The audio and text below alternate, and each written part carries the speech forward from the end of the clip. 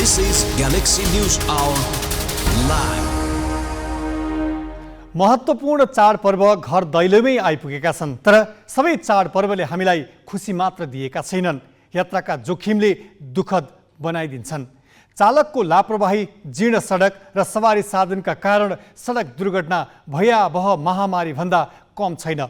सडक दुर्घटनामा ज्यान गुमाउनेको तथ्याङ्क हेर्दा दशैंमा यात्रा गर्न पनि त्रस्त हुनुपर्ने अवस्था छ। कोचाकोच यात्रु राखेर तछाड बछाड गरी हुइक्याउने प्रवृत्ति कहिल्यै नियन्त्रण भएन। यसमा न सवारी चालकलाई वास्ता छ, न यातायात सञ्चालकलाई, न त नियामकलाई नै। राजमार्गको बेहाल छ। चाडबाडको मुखमा सडक मर्मत गर्ने नाममा टालटुल पारी पैसा हजम गर्नु सामान्य भएको छ। शुभलाभका लागि थोत्रा सवारी साधन निर्वाध चल्न दिने, क्षमताभन्दा बढी यात्रु कोचे पनि आँखा चिम्लिने, सडक मर्मतमा व्यवस्था गर्ने अनुगमनकारी निकाय नसुध्रिएसम्म सडक सुरक्षाको विषय गफमै सीमित हुनेछ। न्युज आवरमा आज हामीसँग प्रतिनिधि सभाको कार्यकाल सकिँदा पनि पदमा बहाल रहिरहने सभामुख र राष्ट्रपतिको बचाउमा उत्रिएको एमालेको प्रसङ्ग हुनेछ।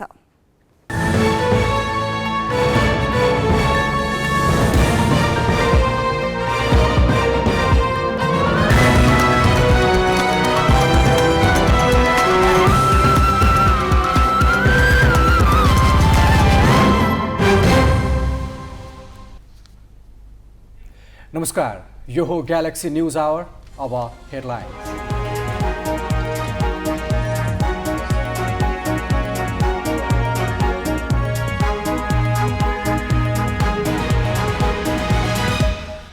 सांसद पद सकिएपछि पनि सभामुखको हैसियतमा सापखुट्टाको सक्रियता कायमै। संसद सचिवालय अन्योलमा सभामुखको सेवा सुविधा खोज्न सर्वोच्चमा रेड। नागरिकता विधेयक प्रमाणीकरण नगर्ने राष्ट्रपतिको बचाउमा एमाले। अध्यक्ष ओली भन्छन् गठबन्धनले राष्ट्रपतिको अपमान गर्नुलाई महानता ठान्यो।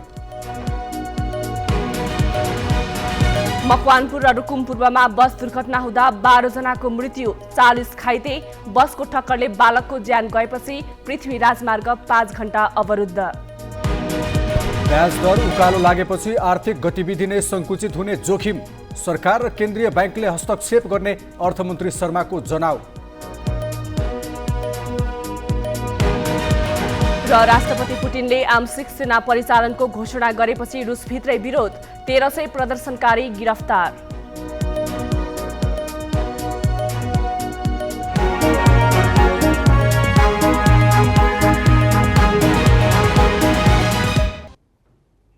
सामान्यतः नागरिकता समस्याको प्रसङ्ग उठ्ने बित्तिकै यो मधेससँग सम्बन्धित भनेर बुझ्ने गरिएको छ, तर गृह मन्त्रालयको तथ्याङ्क अनुसार पहाड र हिमाली जिल्लामा समेत नागरिकता विहीन छन्। जन्मका आधारमा नागरिकता लिनेहरू बढी हुने जिल्लामा मधेस प्रदेशभन्दा बाहिरका झापा, मोरङ र सुनसरी पर्छन्। संविधान बमोजिम कानुन नबन्दा तिनका सन्तानले अनागरिकको दर्जामा बाँच्नु परेको छ। नागरिकतालाई एउटा क्षेत्र विशेषको समस्याका रूपमा मात्र चित्रण गर्ने र कतिपयले चुनावी तुरुपका रूपमा प्रयोग गर्न खोज्ने प्रवृत्तिले यो मुद्दालाई झन् पेचिलो बनाउँदै गएको छ। अनागरिक यो साँच्चीकै तराईमा मात्र होइन, पहाडमा पनि अनागरिकहरू धेरै छन्। म एकाल आमाको सन्तान भन्न रुचाउँछु। किन भन्नुहुन्छ भने मेरो आमाले फलानु तेरो बाउ भन्दा त्यो बाउ अहिलेसम्म पत्ता नलागी कुन ठाउँमा छ भन्ने केही थाहा छैन। र मेरो आमा सिधै म अहिले 29 वर्षको भएँ, त्यो बेलासम्म हुर्केको छु र अहिलेसम्म मैले नागरिकता पाउन सकेको छैन। किन भन्नुहुन्छ भने बुवा नभएको कारणले। कस्तो यो प्रतिशतात्मक देश हो, सधैँ बुवाले मात्र नागरिकता दिने, किन भन्नुहुन्छ भने आमाले दिन नपाउने। त्यही समस्याले म अहिले गजलिरहेको छु। दैलेख दुलु नगरपालिका 9का यी युवक जस्तै पहाडी जिल्लामा पनि नागरिकता विहीनहरू छन्। आमा बुबाले नेपालमै जन्म भएका आधारमा नागरिकता पाए पनि उनीहरू अनागरिक भएर बाँच्नु परेको छ। खास गरी पूर्व, उत्तर र पश्चिम तर्फका सीमावर्ती जिल्लामा झण्डै तराईकै हाराहारीमा नागरिकता विहीनको समस्या छ।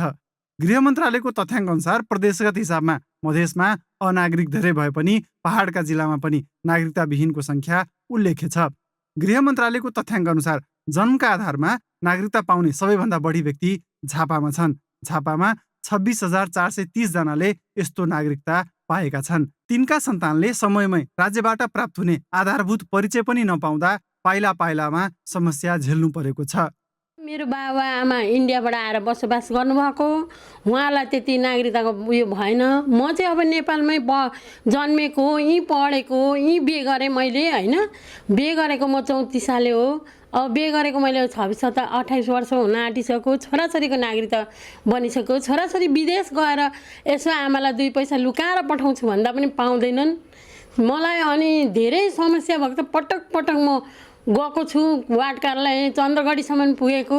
त्यही दाजुको जन्मको आधारले नागरिकता भएको कारणले मैले अहिलेसम्म नागरिकता पाउन सकेको छुइनँ। झापापछि मोरङमा 22,743 र सुनसरीमा 21,567 जना छन्। रूपन्देहीमा 15,000 र पश्चिमी नवलपरासीमा 12,000ले जन्मसिद्ध नागरिकता लिएका छन्। तिनका सन्तान दिनहुँ जसो जिल्ला प्रशासन कार्यालय आउँछन्, तर कानुन अभावमा उनीहरूलाई रित्तै फर्काउनुको विकल्प प्रशासनसँग छैन।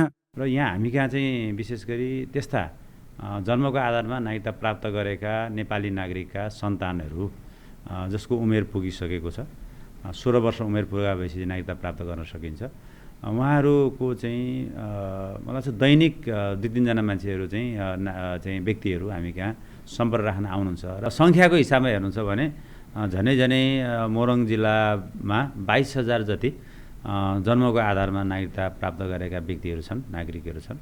र तिनीहरूको सन्तानको सङ्ख्या त हामीले यकिन गरिसकेका छैनौँ, त्यसरी आएको छैन, तर ठुलै सङ्ख्यामा छ। अब हाम्रो चाहिँ आकलनमा मोरङ जिल्लामा त्यस्ता जन्मको आधारमा नागरिकता प्राप्त गरेका सन्तानहरूको सङ्ख्या चाहिँ अब 60-70 हजारको हाराहारीमा हुनुपर्छ।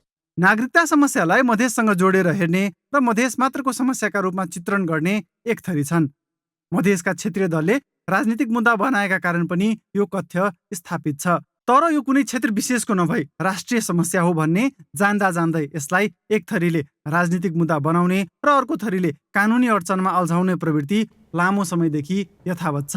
मोरङबाट राजु पौडेल र अन्य जिल्ला सहकर्मीका साथ जितेन्द्र झा, ग्यालेक्सी फोके, काठमाडौँ। नेकपा एमाले नागरिकता विधेयक प्रमाणीकरण नगरेकामा आलोचना खिपिरहेकी राष्ट्रपति विद्यादेवी भण्डारीको बचाउ गरेको छ। एमाले आज सार्वजनिक रूपमै राष्ट्रपतिको बचाउ गरेको हो। पार्टी अध्यक्ष केपी शर्मा ओली र महासचिव शङ्कर पोखरेलले राष्ट्रपतिको कदमको बचाउ गर्दै सत्ता गठबन्धनमाथि आक्रोश पोखेका छन्। उनीहरू दुवैले सत्ता गठबन्धनमाथि राष्ट्रपतिको अपमान गरेको आरोप लगाए। पुनर्विचार गर्ने कि भन्नु नगर्ने, उहाँहरूको त्यस्तो जवाब नगर्ने, बाहिर बसेर संसदमा आएर होइन, बाहिर अनाडी मान्छेहरू भेला गरेर, अनाडी मान्छेहरू बसेर, अनधिकृत ठाउँमा संविधानले नचिनेका मान्छेहरू बसेर राष्ट्रपतिको मजाक उडाउने काम। यसले आफ्नो महानता के ठानेको छ भने राष्ट्रपतिको अपमान गर्नु महानता हो भन्ने ठानेको छ। विधेयकहरू संसदमा पेश गर्नभन्दा अगाडि राष्ट्रपतिसँग परामर्श गर्नुपर्छ, राष्ट्रपतिसँग स्वीकृति लिनुपर्छ भन्छ, राष्ट्रपतिलाई बताएको हुनुपर्छ, राष्ट्रपतिलाई ब्रिफिङ गरेको हुनुपर्छ। यो अहङ्कारी गठबन्धनले संविधानको धारा 181 एकपल्ट पनि पालना गरेको छैन, उल्लङ्घन गरेको छ। सम्माननीय राष्ट्रपतिले नागरिकताको संवेदनशील विषयलाई सम्मिलित रूपमा समाधान गर्नुपर्छ, संयमले समाधान गर्नुपर्छ भन्ने कुराको सन्देशलाई उपेक्षा गर्ने पार्टीले गठबन्धनले संसदभित्र होइन संसद बाहिरबाट उपेक्षा गर्ने जुन प्रकारको काम गर्यो त्यो गणतन्त्रमाथि प्रहार थियो भन्ने कुरालाई बुझ्नुपर्छ। गणतन्त्रको प्रतीक भनेको सम्माननीय राष्ट्रपति हो। राष्ट्रपतिका सन्देशलाई उपेक्षा गर्ने पार्टीले गठबन्धन त्यसले राष्ट्रको हितको नेतृत्व गर्न सक्दैन भन्ने कुरालाई हामीले बुझ्नु जरुरी छ।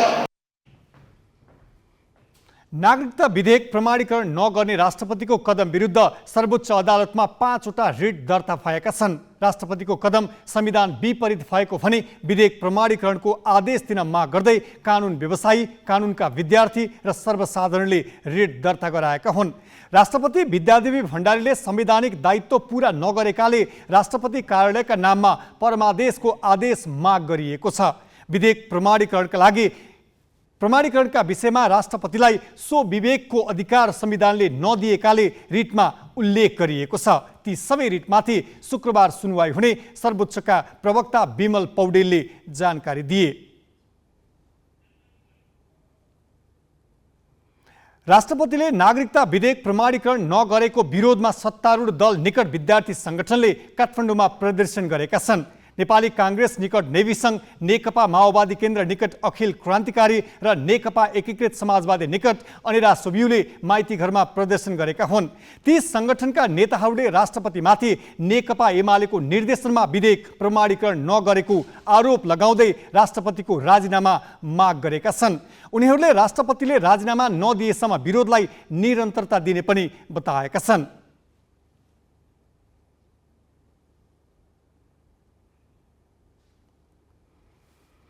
नागरिकता विधेयक विवादमा राज्यका संस्थाहरू नै एक अर्काका विरुद्ध उभिएका छन्। दलहरूले सुविधा अनुसारका अडान लिएका छन्। चुनाव नजिकेकाले कसले बढी चर्को स्वर गर्ने भन्ने अस्वस्थ प्रतिस्पर्धा देखिएको छ। त्यसैले यस विषयमा अब अदालतले शीघ्र छिनोफानो गर्नु प्रणाली र पद्धतिको हितमा हुँदैन छ। अब केही न्युज संक्षेपमा।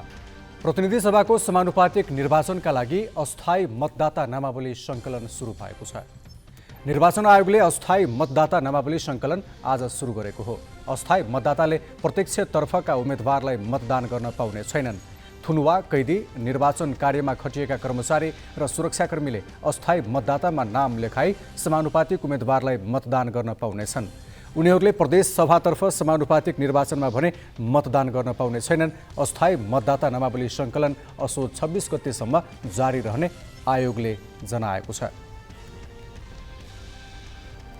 नेपाल प्रहरीका पूर्व महानिरीक्षक सर्वेन्द्र खनाल एमालेमा प्रवेश गरेका छन्। एमाले मुख्यालयमा आज एक कार्यक्रमबीच अध्यक्ष केपी शर्मा ओलीले खनाललाई पार्टी प्रवेश गराएका हुन्।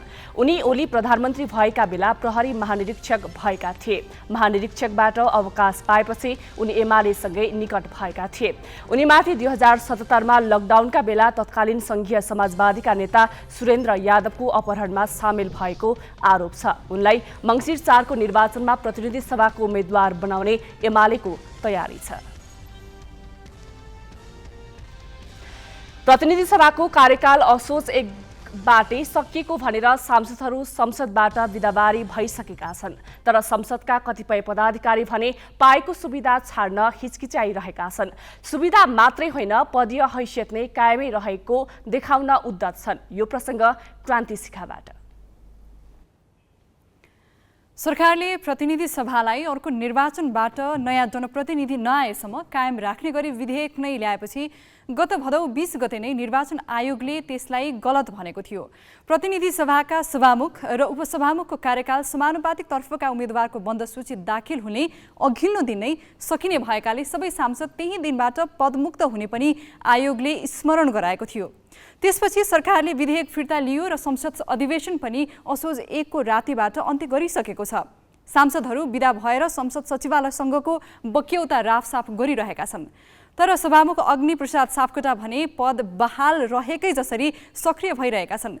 सभामुखकै हैसियतमा सार्वजनिक समारोहमा आतिथ्यता, बैठक र निरीक्षण गर्दै हिँडेका छन्। उनको यस कार्यशैलीलाई लिएर अनेकन प्रश्न उठे पनि त्यसको व्यवस्था गरिरहेका छन्। असोज 1 गते नै कार्यकाल सकिएको प्रतिनिधि सभाका सभामुख अग्नि सापकोटा बिहिबार सिन्धुपाल्चोकको बलेफी नौबिसे सडक निरीक्षणमा गए। सिन्धुपाल्चोक नै गृह जिल्ला भएका उनी आसन्न प्रतिनिधि सभाका सम्भावित उम्मेद्वार पनि हुन्। चुनाव लक्षित यस भ्रमणमा उनले तोकिएको मापदण्ड अनुसार काम सम्पन्न गर्न र बाटो नियमित सुचारू गर्न निर्देशन पनि दिए।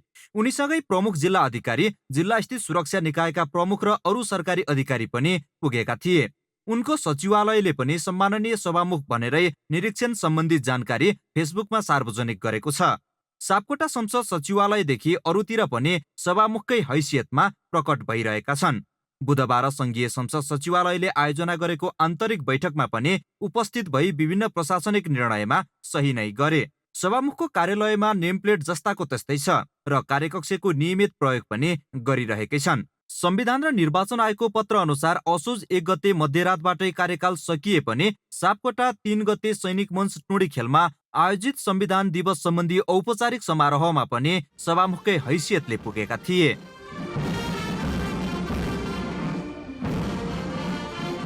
यति मात्र होइन, उनले सभामुखको लेटर प्याडमा शुभकामना पनि दिन भ्याए। त्यसयता उनले सभामुखकै हैसियत प्रयोग गरी 3वटा विधेयक राष्ट्रपति कार्यालय पठाउन प्रमाणित गरेका छन्।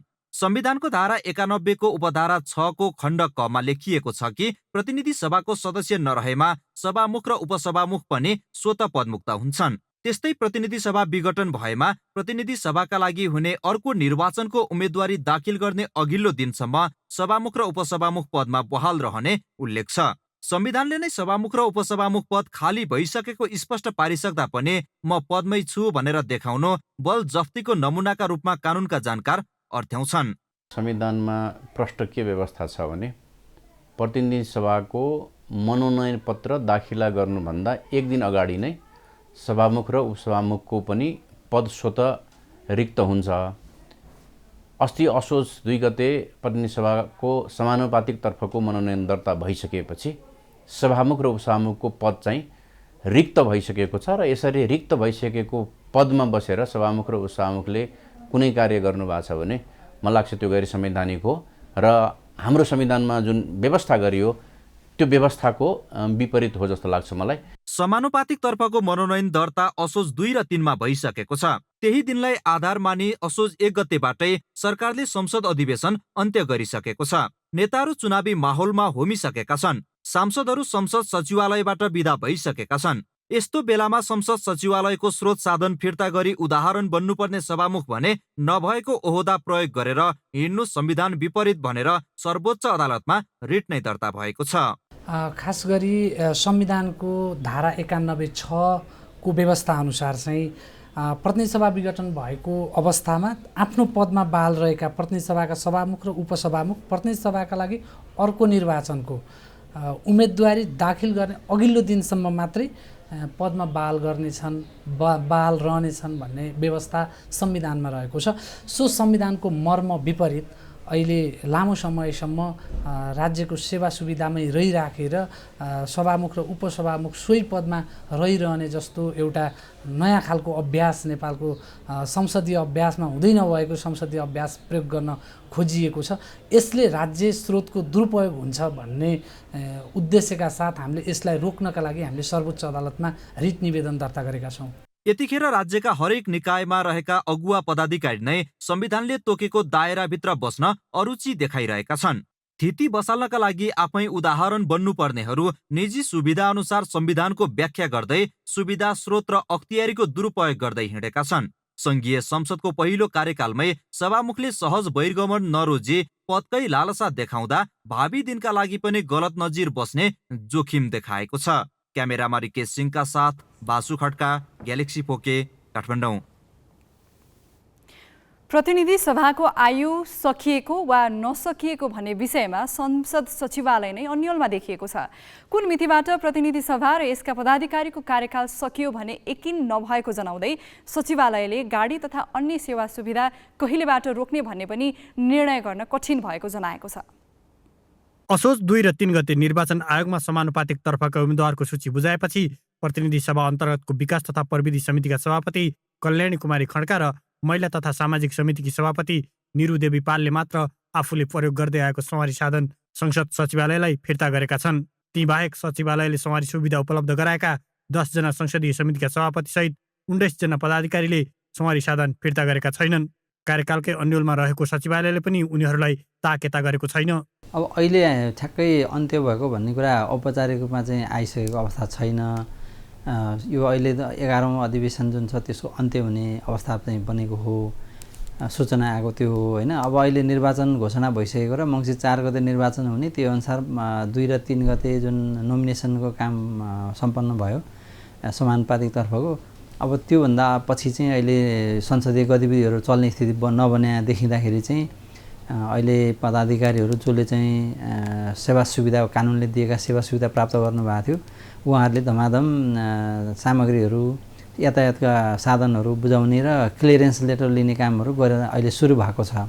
संसद सचिवालयको अन्यल सवारी साधन फिर्ता गर्नेमा मात्र होइन अन्य कार्यमा पनि देखिन्छ। समानुपातिकको बन्द सूची निर्वाचन आयोगमा दाखिला गरेपछि नेकपा एमालेका संसदीय दलका नेता उपनेता प्रमुख सचेतक र सचेतक नेम प्लेट हटाइएको छ।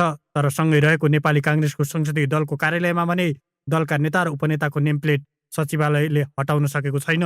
काङ्ग्रेसकै प्रमुख सचेतक र सचेतकको नेम प्लेट हटाइएको छ।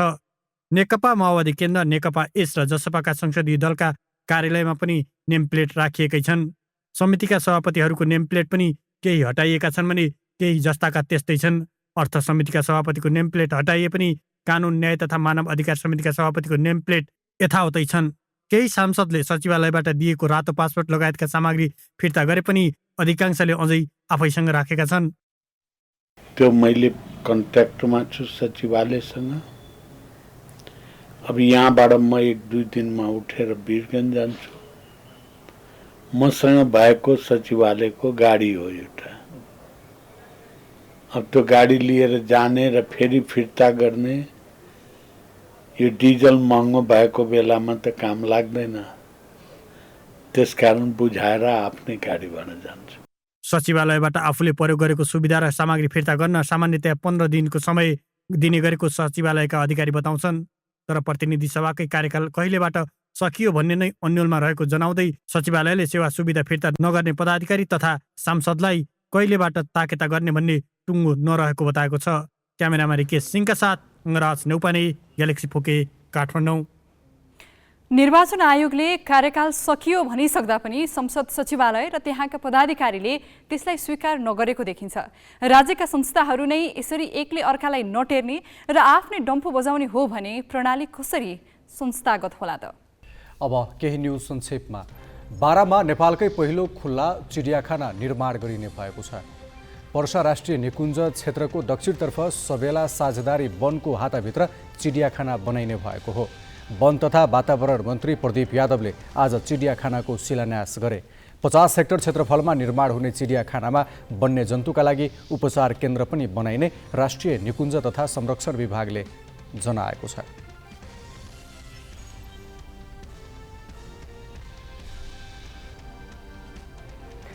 आंशिक सेना परिचालनको विरोधमा रुसमा प्रदर्शन भएको छ। राष्ट्रपति भ्लादिमिर पुटिनले आंशिक सेना परिचालनको घोषणा गरेको भोलिपल्टै आज रुसमा प्रदर्शन भएको हो। प्रहरीले 1300 प्रदर्शनकारीलाई पक्राउ गरेको छ। पुटिनको घोषणापछि देशबाट बाहिरिन थुप्रै रुसी नागरिकले टिकट बुकिङ गरेका छन्। जेलमा रहेका प्रमुख विपक्षी नेता नाल्भानीले पुटिनले असफल युद्धका लागि थप रुसीहरूलाई मृत्युको लागि पठाएको बताएका छन्। रुसको नयाँ कानुन अनुसार सेनाबारे नकारात्मक सूचना फैलाउनेलाई 15 वर्ष जेल सजाय हुनेछ। चाडपर्व नजिकिए आफन्तजन भेट्ने हतारो सबैलाई छ, तर सडक यात्रा सहज छैन। आज 3वटा मुख्य राजमार्गमा भएका दुर्घटनाले सतर्कताका लागि जनाउ घण्टी दिएका छन्। विस्तृत नवराज पाण्डेबाट। दशैं नजिकिँदै जाँदा पनि झरीले पछ्याउन छाडेको छैन। भत्किएका सडक मर्मत गरिएका छैनन्। पर्वका मुखमा तिनै सडकमा एकपछि अर्को दुर्घटना हुन थालेको छ। आज देशका 2 ठाउँमा भएका दुर्घटनामा 12 जनाले ज्यान गुमाएका छन् भने 40 जना घाइते भएका छन्। मकवानपुरको भीमफेदीमा भएको दुर्घटनामा 7 जना र रुकुम पूर्वको दुर्घटनामा 5 जनाको मृत्यु भएको हो। काठमाडौँबाट रौतहट जाँदै गरेको मिनी बस बिहिबार दिउँसो भीमफेदी नजिकैको 12 घुम्ती जुरी खेतको ओह्रालोबाट तल खस्यो। 6 जनाको घटनास्थलमै मृत्यु भयो। बसमा करिब 40 यात्रु थिए। घाइतेहरूलाई उपचारका लागि अस्पताल भर्ना गरिएको छ। दुर्घटनामा परेको बस भीमफेदी सडकमा नियमित रूपमा चल्ने गाडी होइन। धेरै घुम्तीका कारण त्यो सडकमा मिनी बस र बसलाई रुट अनुमति दिएको छैन। यात्रुहरू टाटा सुमोले ओसार्ने गरेका छन्। रिजर्भमा गएको मिनी बसले जुरीखेतबाट खस्दा हेटौडाबाट काठमाडौँ आउँदै गरेको सुमोमा समेत क्षति पुर्यायो। सुमोको अगाडिको भागमा क्षति पुगे पनि त्यसमा सवार यात्रु भने जोगिए। त्यो सडकका लागि चालक अनुभवी नभएकाले दुर्घटना भएको प्रहरीको प्रारम्भिक अनुसन्धानबाट खुलेको छ। बिहिबार नै रुकुम पूर्वमा पनि बस दुर्घटना भयो। भूमे गाउँपालिका 3 क्याङ्सी बगरमा बस दुर्घटना भएको हो। बस सडकबाट 50 मिटर तल खसेको प्रहरीले जानकारी दिएको छ। सडकको दुरावस्थाका कारण घाइतेहरूलाई सुर्खेतबाट हेलिकप्टर लगेर उद्धार गरिएको थियो। दशैं नजिकिएकाले देशका सबैजसो भागमा आउजाउ बढेको छ, तर सडक मर्मत र सवारी साधनको अवस्था जाँचमा सरकारी निकायले चासो दिएका छैनन्। यस्तै खराब अवस्थाका सडकमा आफूखुसी ठूला बस सञ्चालन भइरहेकामा पनि नियमन छैन। ग्यालेक्सी फोकेका लागि हेटौडाबाट देवराज पन्त र रुकुम पूर्वबाट सर्जना कार्कीको रिपोर्ट। पृथ्वी राजमार्ग अन्तर्गत धादिङको गजुरी बजारमा आज बसले ठक्कर दिँदा 6 वर्षीय बालकको मृत्यु भयो। विद्यालय जाँदै गरेका विजय परियारलाई सडक पार गर्ने क्रममा बसले ठक्कर दिएको थियो। जेब्रा क्रसमै बसले ठक्कर दिएर बालकको ज्यान गएपछि आक्रोशित बनेका स्थानीयले पृथ्वी राजमार्ग 5 घण्टा अवरुद्ध गरे।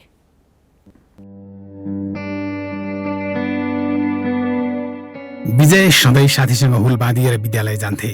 बिहिबार भने उनलाई साथीभाइले पर्खिएनन्। त्यसमाथि परीक्षा दिनु थियो। उनी 9 बजे हतार हतार घरबाट निस्किए। आदर्श उच्च मावि पुग्न घरबाट 20 मिनट हिँड्नु पर्थ्यो। पृथ्वी राजमार्गबाट 150 मिटर मात्र टाढा रहेको विद्यालय हेर्दै लम्किरहेका उनलाई जेब्रा क्रसमै बसले ठक्कर दियो। उनको घटनास्थलमै मृत्यु भयो।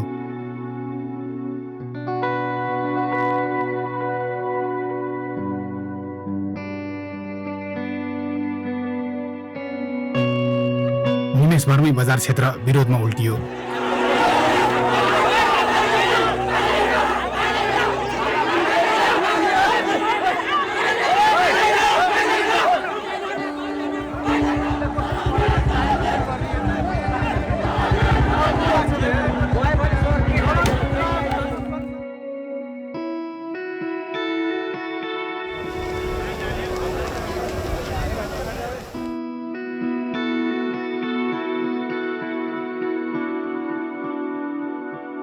गजुरी बजार चोकमा विद्यार्थीलाई सधैँ ट्राफिक प्रहरीले पृथ्वी राजमार्ग पार गराउँथे। तर बिहिबार प्रहरी सवारी चेकिङमा थियो।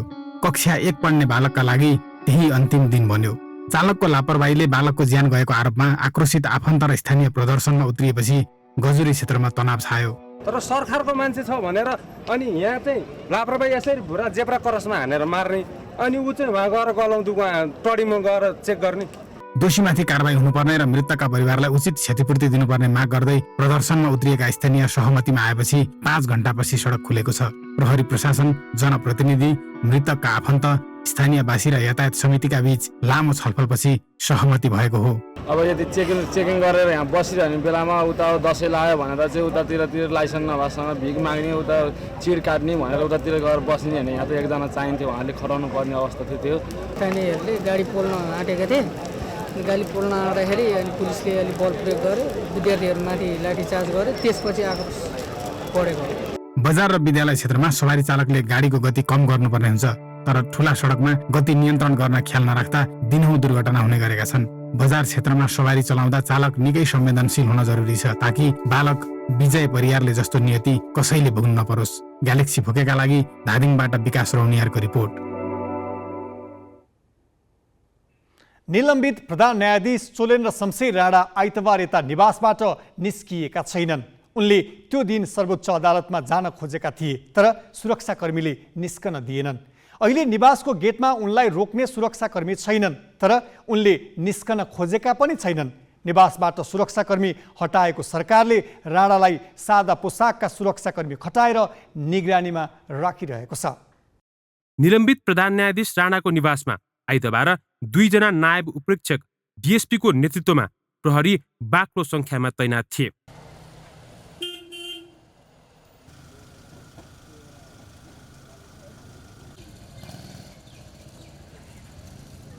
तर भोलिपल्टदेखि निवासको गेट बाहिर सुरक्षाकर्मी नै छैनन्।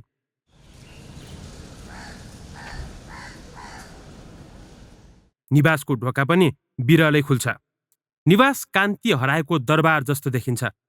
राणाले नजरबन्दमा परे भनेर गुहार मागेपछि मानवाधिकार आयोगको टोलीले अनुगमन पनि गर्यो।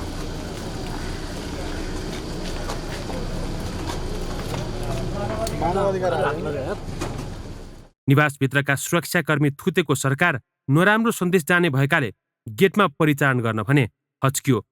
गेट सुनसान भए पनि सरकारले राणालाई निगरानीबाट पनि टाढा राखेको छैन। प्रधान न्यायाधीश निवास नजिकैका घरमा बेग्लै चहल पहल छ। व्यावसायिक कम्पनीको कम्पाउन्डभित्र बढ्दै आउजाउ देखिएको आइतबार देखिने हो।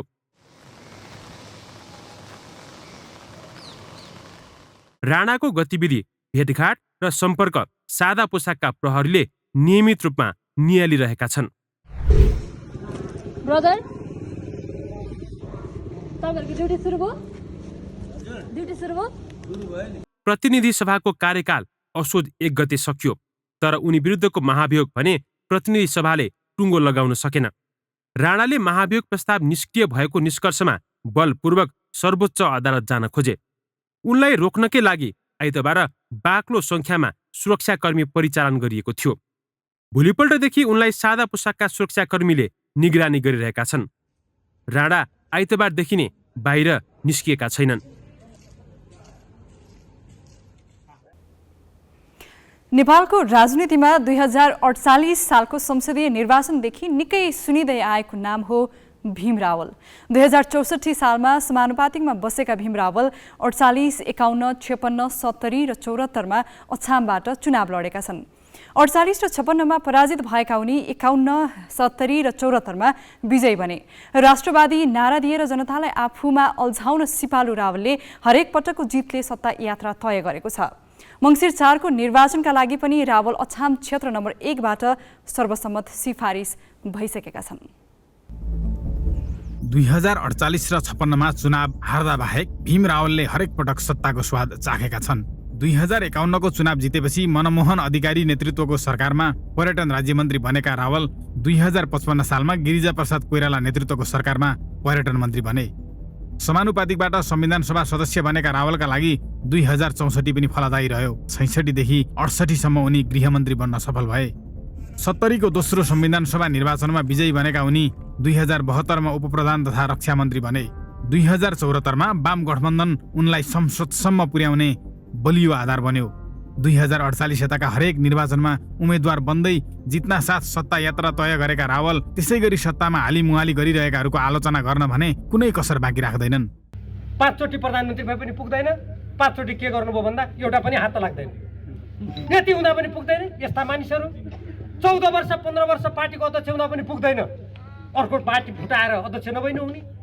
वाम गठबन्धन बन्दा 2074 सालमा रावलले नेपाली काङ्ग्रेसका भरत कुमार स्वारलाई सहजै हराएका थिए। रावलले 24,883 मत प्राप्त गर्दा स्वारले 17,719 मत मात्र ल्याएका थिए। तर पार्टी विभाजनपछि माओवादी केन्द्रले काङ्ग्रेससँग सहयात्रा गरेपछि भने रावल निकै कमजोर बनेका छन्। वैशाख 30 मा सम्पन्न स्थानीय चुनावको नतिजाका आधारमा काङ्ग्रेस, माओवादी केन्द्र र एकीकृत समाजवादीसँग 27,000 भन्दा बढी मत छ भने एमालेसँग 15,000 मात्र छ। रावलको क्षेत्रका 5वटै स्थानीय तहमा एमाले नराम्रोसँग पराजित भएको छ। स्थानीय नेता कार्यकर्तालाई पनि आगामी चुनाव रावलले जित्छन् भन्ने लाग्दैन।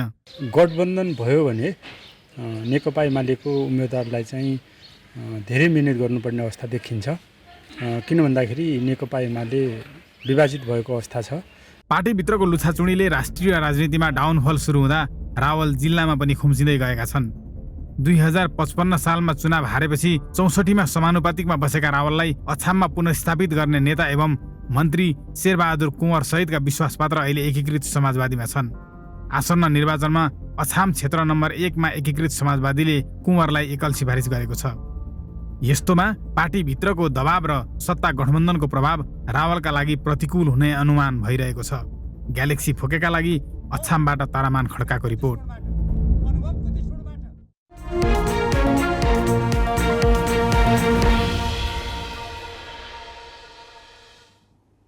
काठमाडौँको भिरकुटी मण्डपमा विद्युतीय सवारी साधनको प्रदर्शनी सुरु भएको छ।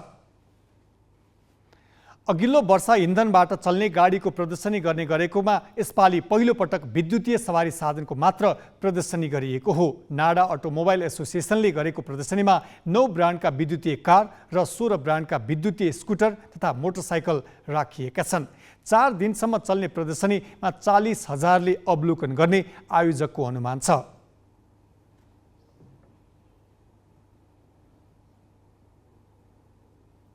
पछिल्लो समय ब्याजदर उकालो लागेपछि नयाँ लगानी नबढ्ने मात्र होइन, आर्थिक गतिविधि नै सङ्कुचित हुने अवस्थामा देखिएको छ।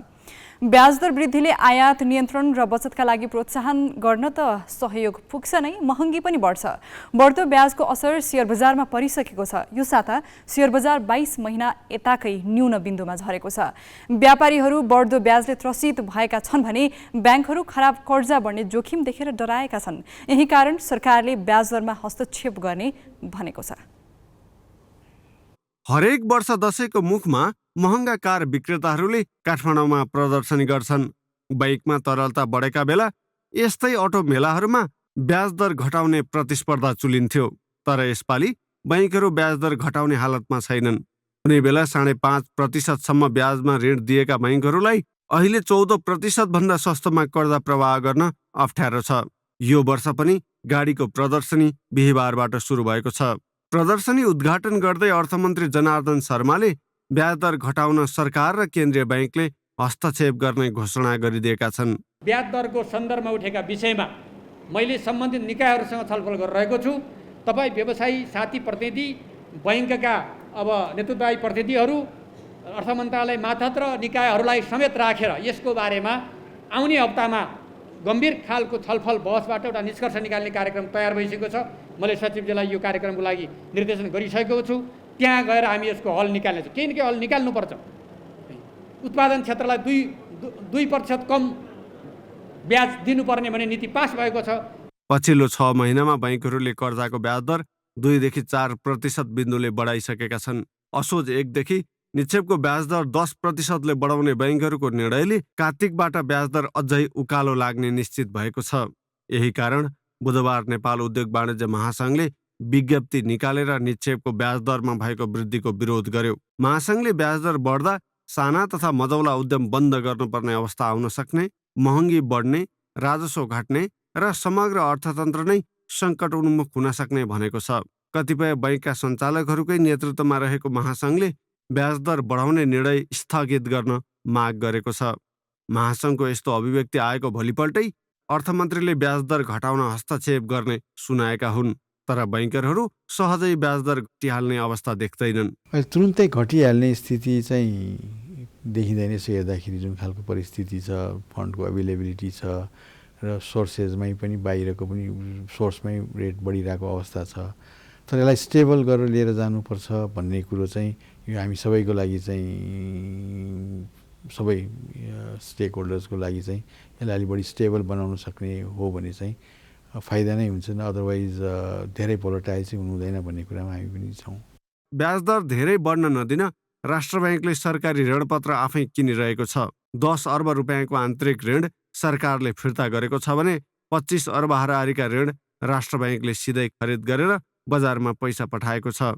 उसले थप 40 अर्ब तरलता प्रवाह गर्ने कोसिस गरिरहेको भनेको छ। तर निक्षेपकर्ताको भागमा बढिसकेको ब्याज घटाउने रणनीति कति जायज हुन्छ? थप बहस आवश्यक देखिएको छ। बिजनेस ब्युरो, ग्यालेक्सी फोके, काठमाडौँ।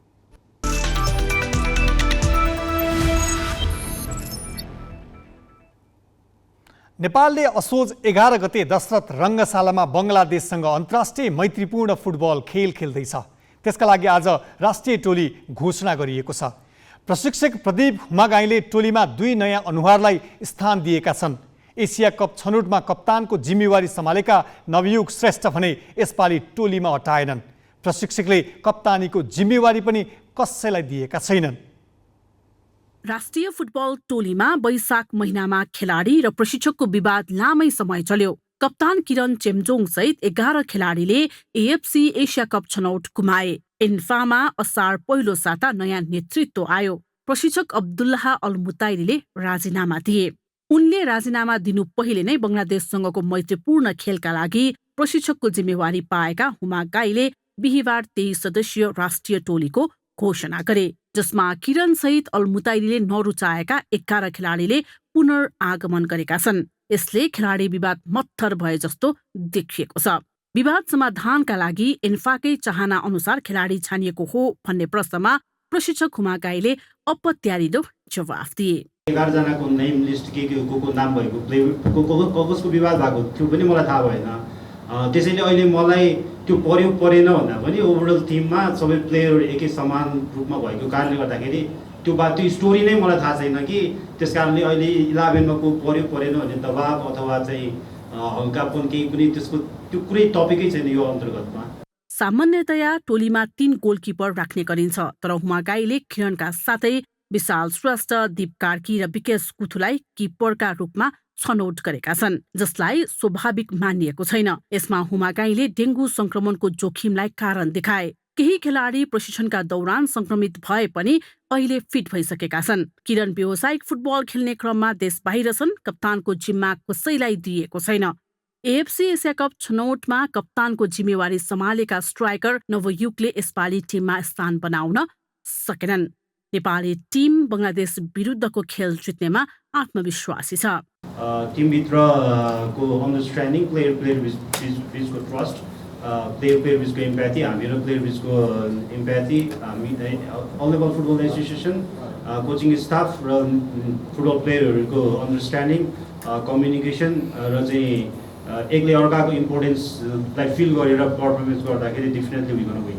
टोलीमा 2 नयाँ स्ट्राइकर ऋतिक खड्का र आशिष चौधरीलाई मौका दिइएको छ। अन्डर 20 राष्ट्रिय टोलीका कप्तान आयुष खलानले भने स्थान बनाउन सकेनन्। उनले एएफसी अन्डर 20 च्याम्पियनसिप छनौटको अन्तिम खेलमा रातो कार्ड पाएका थिए। दुबईमा गाडी धुने एक नेपाली युवाले 1 करोड दिराम अर्थात् झण्डै 35 करोड नेपाली रुपैयाँ बराबरको चिट्ठा जितेको खबर केही घण्टामै विश्वभर फैलियो। आर्थिक रूपमा अत्यन्तै विपन्न परिवारलाई यो खबरले कहिल्यै नचिताएको खुसी दिएको छ। गुल्मी रेसुङ्गा नगरपालिका 12 का 31 वर्षीय भरत विश्वकर्माले दुबईको चर्चित मजुज चिट्ठामा 1 करोड दिराम जितेका हुन्। 3 वर्ष अघि रोजगारीको सिलसिलामा दुबई पुगेका भरतले कार सफा गर्छन्।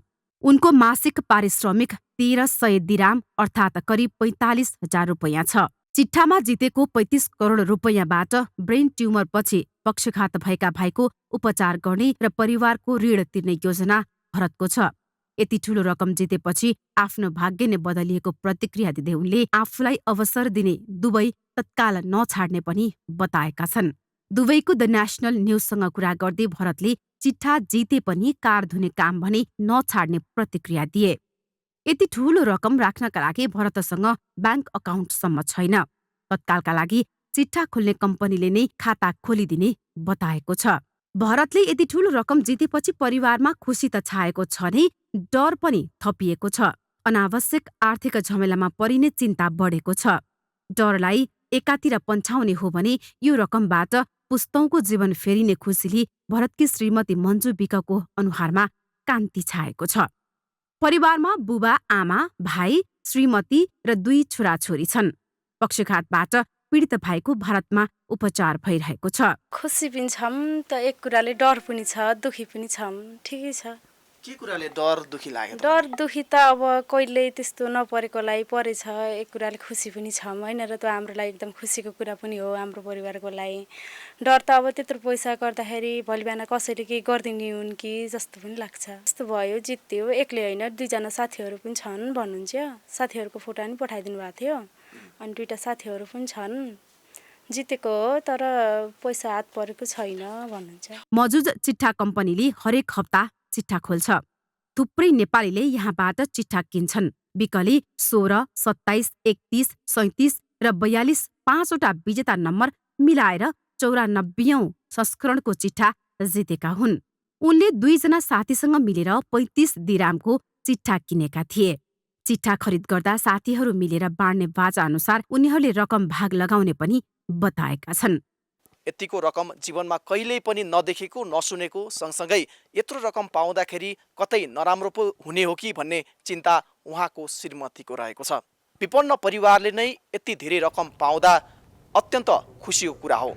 Ajay Khadka, galaxy 4K, Gulmi. हामी ग्यालेक्सी न्युज आवरको अन्त्यमा छौँ। जाँदा जाँदै हेडलाइन्स।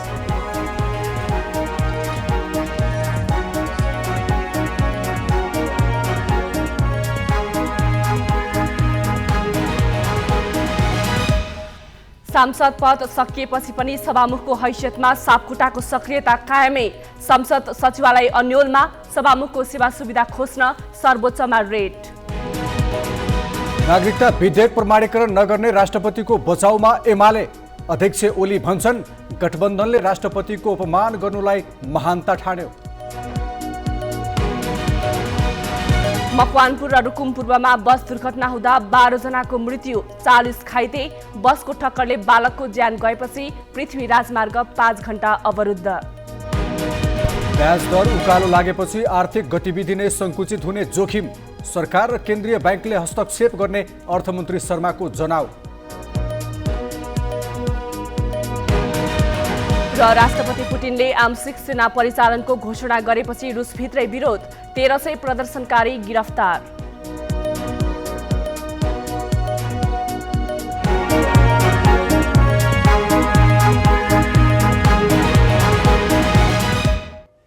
आजलाई ग्यालेक्सी न्युज आवर सकियो। नमस्ते।